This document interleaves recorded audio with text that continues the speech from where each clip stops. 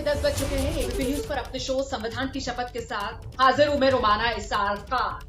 Corona काल, संकट काल और ऐसे में मुसीबत की इस घड़ी में अपनों का ख्याल रखते हुए, आपके लिए फर्ज निभाते हुए, वर्क फ्रॉम होम के सिलसिले को आगे बढ़ाते हुए एक बार फिर संविधान की शपथ का शो आज अपने घर से मैं कंडक्ट कर रही हूं। आज संविधान की शपथ में जो सवाल हम आपके लिए लेकर आए हैं वो ये कि लॉकडाउन पर यूपी सरकार की कोर्ट से टकराव क्या सही या गलत? इसी सवाल को लेकर पोल जो एबीपी न्यूज के ट्विटर पेज पर हमने लॉन्च किया हुआ है, आप अभी भी इस पोल का हिस्सा बन सकते हैं। अपनी राय एबीपी न्यूज के ट्विटर पेज पर जाकर पोस्ट कीजिए। अब समझिए आप इन हालात को कि उत्तर प्रदेश में कोरोना बेकाबू है। ये बात मैं क्यों कह रही हूं? क्योंकि उत्तर प्रदेश महाराष्ट्र के बाद देश का दूसरा ऐसा राज्य है जहां कोरोना तेजी से लोगों को अपनी चपेट में ले रहा है।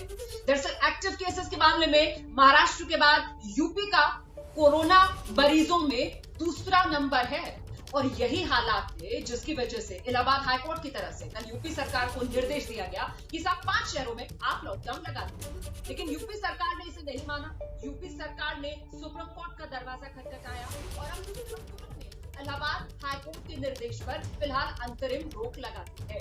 पूरा मामला इस रिपोर्ट में जरा आप समझिए।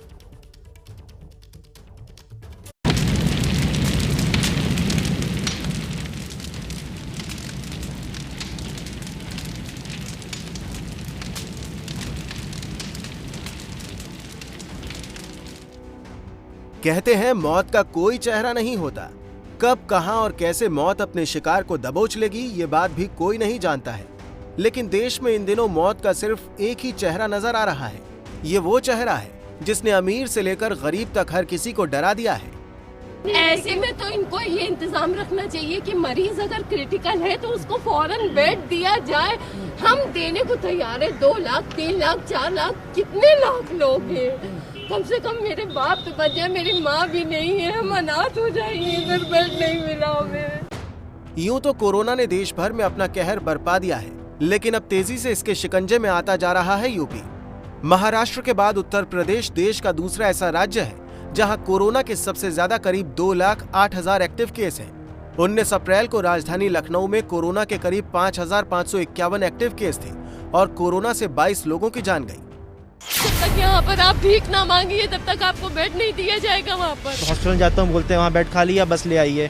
यहाँ बोल रहे हैं यहाँ बेड ही नहीं खाली है। मेरे पिताजी घर पे अकेले पड़े, कोई उनको देखने वाला नहीं। वहाँ जा रहा हूँ यहाँ भेज रहे हैं, यहाँ जा रहा हूँ वहाँ भेज रहे हैं, और यहाँ पे कुछ नहीं हो रहा है। किसी के माँ बाप मर रहे, किसी का बेटा मर रहा है, किसी की बहन मर रही है। राजधानी लखनऊ में कोरोना के इस बेकाबू हो चुके हालात से ही पूरे प्रदेश का अंदाजा आसानी से लगाया जा सकता है। उत्तर प्रदेश के अलग अलग जिलों में आ रही कोरोना मरीजों की ऐसी तस्वीरें भी साफ गवाही दे रही हैं कि महाराष्ट्र के बाद अब यूपी कोरोना का एपिसेंटर बन चुका है।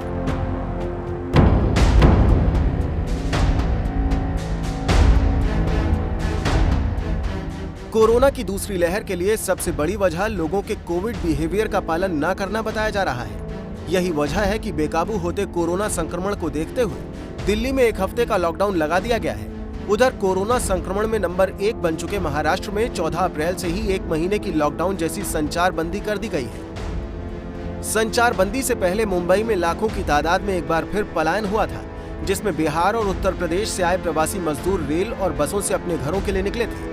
खास बात यह है कि महाराष्ट्र से हुए मजदूरों के इस पलायन के बाद से ही यूपी में कोरोना संक्रमण की दर में भारी उछाल देखा गया है। 11 अप्रैल को यूपी में जहां कोरोना के करीब 12,000 केस सामने आए थे, वहीं 20 अप्रैल को यहां कोरोना के करीब 28,000 केस सामने आए हैं। इन आंकड़ों से साफ जाहिर है कि समय रहते उत्तर प्रदेश की सरकार ने संक्रमण को फैलने से रोकने के लिए कदम नहीं उठाए। ऐसे में संक्रमण फैलने से अस्पतालों में मरीजों का सैलाब उमड़ पड़ा, जिससे पहले से ही पस्त पड़े राज्य के हेल्थ सिस्टम ने जैसे दम तोड़ दिया। और इस बात का अंदाजा यूपी से आ रही इन तस्वीरों से आसानी से लगाया जा सकता है। राज्य में करीब 200 मीट्रिक टन ऑक्सीजन की जरूरत है और हालात ऐसे ही रहे तो 30 अप्रैल तक 235 मीट्रिक टन से ज्यादा ऑक्सीजन की जरूरत पड़ने वाली है। यही वजह है कि ऑक्सीजन से लेकर कोरोना की दवा और अस्पताल में एक अदद बेड के लिए कोरोना मरीज और उनके परिवार वाले जूझ रहे हैं। यूपी से कोरोना मरीजों की दिल दहला देने वाली ऐसी कहानियां भी रोज सामने आ रही हैं। दरअसल कोविड की दूसरी लहर के दौरान यूपी के अस्पतालों में आईसीयू बेड और वेंटिलेटर की भी भारी कमी हो गई है। केसेस जो बढ़ते जा रहे हैं, ये तो एक वायरस है, उसको हम कंट्रोल नहीं कर पाएंगे। और सेकेंड वेव में जिस तरह से वायरस ने म्यूटेट करके अपने आप को बदला है, तो इस कारण से हम ये जो जिस तेज़ी से ये बढ़ा, उस तेज़ी से हमारे जो बेड्स की व्यवस्था जो पिछले साल के केसेस के मुताबिक था, जो पर्याप्त माना जाता था, वो इस साल पर्याप्त नहीं हुआ। महाराष्ट्र के बाद कोरोना का सबसे ज्यादा और तेजी से संक्रमण उत्तर प्रदेश में ही फैल रहा है। 20 अप्रैल तक उत्तर प्रदेश में कोरोना के कुल एक्टिव केस करीब 2,08,000 हो चुके हैं, जबकि पूरे देश में कोरोना के कुल एक्टिव केस 20,31,000 हैं। यही नहीं, कोरोना की इस दूसरी लहर में यूपी में कोरोना केस की कुल संख्या करीब 8,80,000 हो चुकी है। इन आंकड़ों से साफ जाहिर है कि महाराष्ट्र के बाद देश में उत्तर प्रदेश कोरोना का नया एपिसेंटर बन चुका है।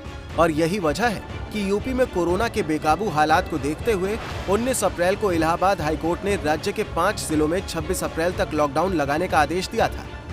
खास बात यह है कि जिन 5 जिलों में हाईकोर्ट ने लॉकडाउन का आदेश दिया, उनमें राज्य के करीब आधे कोरोना एक्टिव केस हैं। यूपी के इन 5 जिलों में कोरोना केस के आंकड़ों पर नजर डालें तो 20 अप्रैल को राजधानी लखनऊ में 50,964 एक्टिव केस, प्रयागराज में 15,950 केस, कानपुर में 12,000 केस, वाराणसी में 16,000 और गोरखपुर में करीब 6,000 कोरोना के एक्टिव केस हैं। और राज्य के इन 5 जिलों में कोरोना के कुल 1,01,000 एक्टिव केस हैं। जाहिर है, हाईकोर्ट ने मामले की गंभीरता को समझा और लॉकडाउन का आदेश दिया, लेकिन राज्य सरकार ने इस पर अमल करने की बजाय हाईकोर्ट के इस आदेश को सुप्रीम कोर्ट में चुनौती दी। उत्तर प्रदेश की तरफ से सॉलिसिटर जनरल तुषार मेहता ने आज सुप्रीम कोर्ट में कहा कि हाईकोर्ट के आदेश के पीछे भावना सराहनीय है, लेकिन आदेश व्यवहारिक नहीं है। ये इस धारणा पर आधारित है कि लॉकडाउन ही कोविड का इकलौता समाधान है, लेकिन ऐसा नहीं है। सरकार अपनी तरफ से सभी जरूरी कदम उठा रही है। मेहता ने अपनी दलीलें रखने के बाद सुप्रीम कोर्ट से हाईकोर्ट के आदेश पर रोक की मांग की और जजों ने इससे सहमति जताते हुए हाईकोर्ट के आदेश पर अंतरिम रोक लगा दी।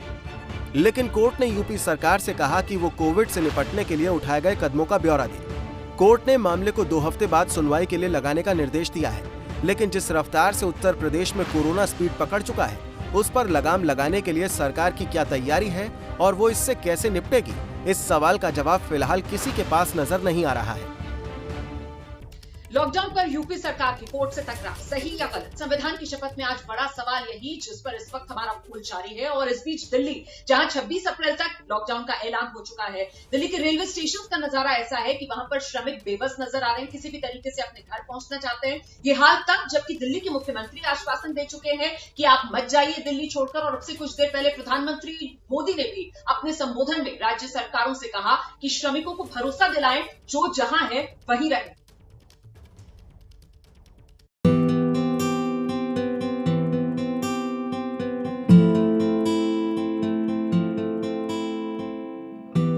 आज सभी परिस्थितियों का जायजा लेने के बाद आपकी सरकार को ये लगता है कि दिल्ली में कुछ दिन के लिए लॉकडाउन लगाना ज़रूरी है, तो आज रात को 10 बजे से अगले सोमवार को सुबह 5 बजे तक 6 दिन के लिए दिल्ली में लॉकडाउन लगाया जा रहा है। उनसे मैं ख़ास तौर से हाथ जोड़ के अपील करना चाहता हूँ, ये छोटा सा लॉकडाउन है, 6 दिन का, दिल्ली छोड़ के मत जाइएगा।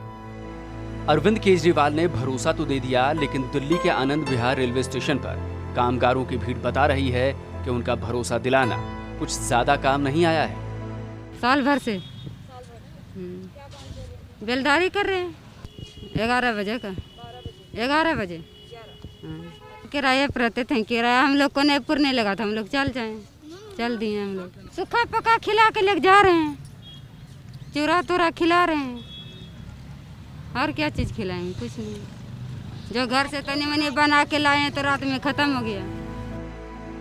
ये भीड़ उन कामगारों की है जो कोरोना की पहली लहर कमजोर पड़ने के बाद रोजी रोटी की तलाश में वापस दिल्ली आए थे, लेकिन अब दिल्ली में 6 दिन के लॉकडाउन के बाद एक बार फिर उन्हें वापस अपने घर जाना पड़ रहा है।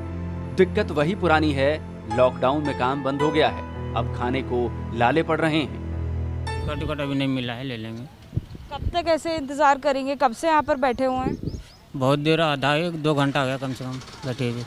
आए थे कमाने के लिए, अचानक काम धाम बंद हो गया, अब क्या करेंगे? खाने पीने के लिए मर रहे हैं हम लोग, और मान लिया कि रूम किराया मांगता है, रूम वाला कहाँ से देंगे हम लोग? इन जैसे कई परिवार तो ऐसे हैं जो रात से ही यहाँ बैठे हैं कि शायद टिकट मिल जाए और ये अपने गाँव चले जाएं, लेकिन स्टेशन पर भी मुश्किलें कम नहीं हो रही हैं। कुछ तो कह रहे हैं कि अब वापस दिल्ली आएंगे ही नहीं। काम के लिए आए थे और जो है यहाँ पर आए और लॉकडाउन लग गया। फिर अगले साल भी आए थे तो इसी तरह लॉकडाउन लग गया था और जो है लॉकडाउन में फिर तो बहुत सारी दिक्कत हो जाती है। अभी जैसे कि बस भी नहीं मिल रहा था, ऑटो से आए हम लोग। वापस आप दिल्ली क्यों आएंगे, यहाँ पर काम ही नहीं चलता है, लॉकडाउन ही लॉकडाउन चल रहा है, आने से क्या फ़ायदा है यहाँ पे। यहाँ पे लॉकडाउन लग गया, 10 दिन पहले आए थे, यहाँ पे लॉकडाउन लग गया, तो अब क्या करेंगे, गाँव तो जाना ही पड़ेगा ना, बेलदारी करते हैं। यही मुझे क्या चाहूँगा बसंत बिहार के बाद 10 दिन पहले राशन भी नहीं मिल रहा था, खाएंगे क्या, तब उससे हम लोग निकल गए वहाँ से।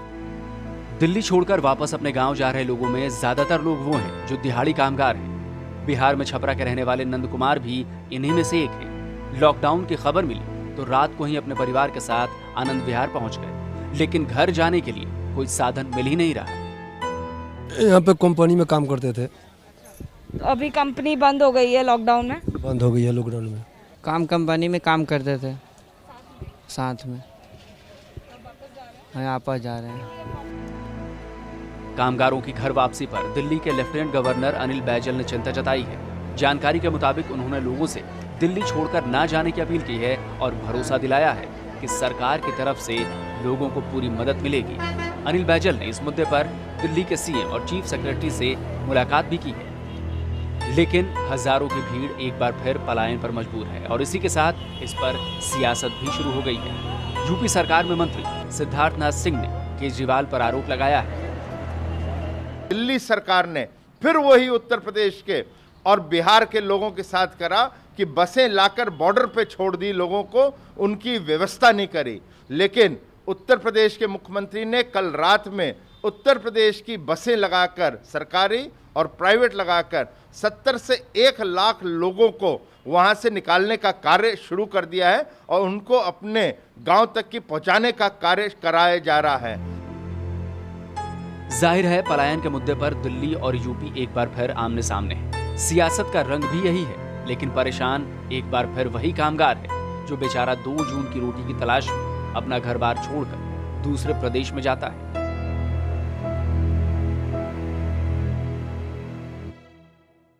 संविधान की शपथ देख रहे हैं आप। आज हमने सवाल उठाया कि लॉकडाउन पर यूपी सरकार की कोर्ट से तकरार सही या गलत। आज के सवाल पर आपकी राय, मतलब पोल के आंकड़े आ चुके हैं। 57% दर्शकों का मानना है कि ये जो तकरार है वो गलत है, और जिस तरीके की आपकी राय आज, बिल्कुल मेरी राय भी यही है। ये कोरोना काल है, संकट काल है। इस संकट काल में किसी भी तरीके के टकराव से सरकार को बचना चाहिए। इस वक्त राज्य सरकारों को अपनी सारी ऊर्जा लोगों की जिंदगी बचाने में लगा देनी चाहिए। आज के शो के बाद मेरी राय यही। कल रात 10 बजे संविधान की शपथ में आपसे फिर मुलाकात होगी। एबीपी न्यूज़ आपको रखे आगे।